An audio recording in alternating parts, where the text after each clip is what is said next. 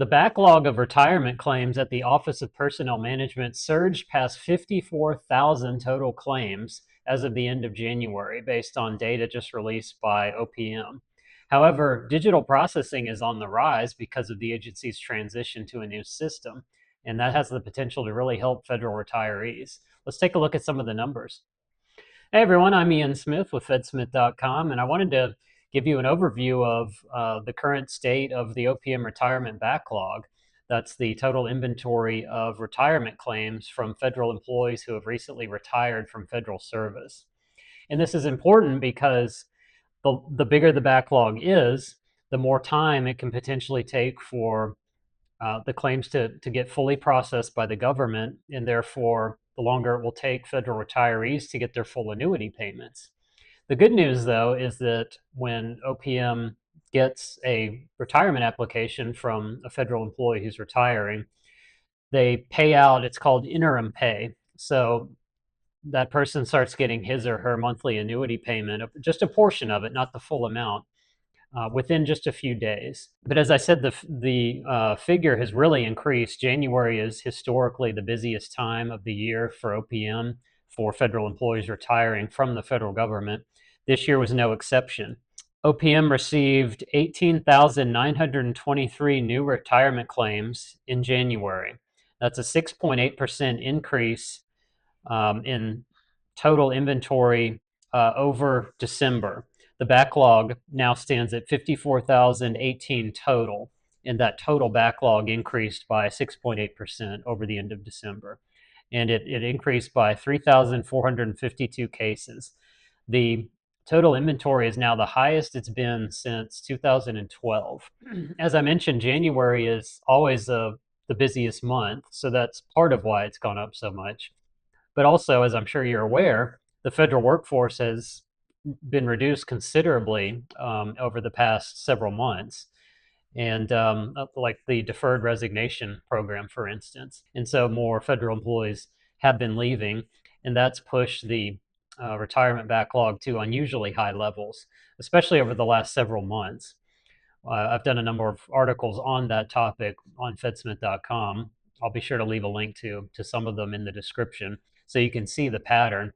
Normally, some of these months, like in the middle of summer and the fall, tend to be kind of slower months in terms of incoming retirement claims, but not in 2025. But there is good news in all of this, because OPM has been transitioning to a new digital retirement application processing system called Online Retirement Application, or ORA for short. And that transition is underway. So while it is, OPM is currently having to process both paper, the old style retirement applications by hand, the paper ones, as well as the new digital ones. But what the data show is that the digital process is speeding things up considerably, and it's probably going to continue to get faster in the future as the system continues to take effect. So that is some good news if you're a recent federal retiree waiting on your claim to be processed. I'll put up some figures here on the screen for you to show just how much the number of digital claims has increased recently since it started getting rolled out. Based on the January figures, OPM is processing the digital claims in about half the time as the paper ones. In January, it took 97 days on average to process the paper claims versus 48 days for digital. Scott Kupor is OPM's director, and he wrote a blog post very recently on January 23rd where he explained the retirement process, and he outlined some of the current figures with respect to the new digital system, as well as how the process works and how long it's currently taking. Again, I'll be sure to leave a link to that article in the description, but I'll cover some of the highlights here just so you get an idea of how it works. Kupor explained that the ORA system is a multi-step process. First, the application is filled out online by the applicant. It takes applicants an average of 14 days. Again, these figures are as of the time of the article he wrote. An average of 14 days to complete the online application. The ORA system then routes it to agency HR departments. It's currently taking an average about 60 days for those departments to add employment data to the application to complete this step. The final routing step sends the application to the agency's payroll provider. This step is currently taking about 51 days on average for payroll to complete its part.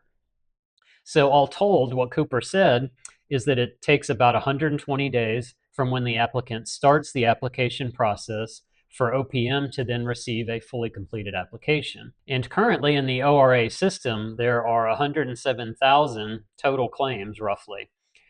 And about half of those, Kupor said, are with OPM. Another 30% are with payroll providers, 12% with agency HR teams, and 8% with the applicants. So that gives you an idea of how the system works. Clearly, there's a lot of parts and pieces to it. Kupor also said they're issuing interim pay for the annuity payments immediately about 75% of the time. So again, that's good news for federal retirees because that means you're getting your uh, the interim pay, which is a significant portion of your monthly annuity payment, pretty quickly. So although the retirement backlog is at record high levels right now, there is good news because of the timing of rolling out this new digital system that will help to ultimately speed up the process. And I think in the future, you're going to see more and more and more claims going to digital. And I think that the processing is going to get faster too. Scott Kupor also said in his blog post that's something else OPM is working on. The different parts and pieces I mentioned, he said they're working on ways to make those faster as well. So all in all, again, even though the backlog is quite large right now, I think it probably will ultimately get reduced more quickly than it has in the past because of this new system. I've written an article on this subject on the new January figure specifically that goes into a lot more detail than I did in this video. So I'll be sure to include a link to that in the description. So please be sure to check all of those out. Also like and subscribe to the channel to get more updates. And also visit the FedSmith.com website. We've got articles on this and many other subjects that affect current and former federal employees that I think you'll find of interest.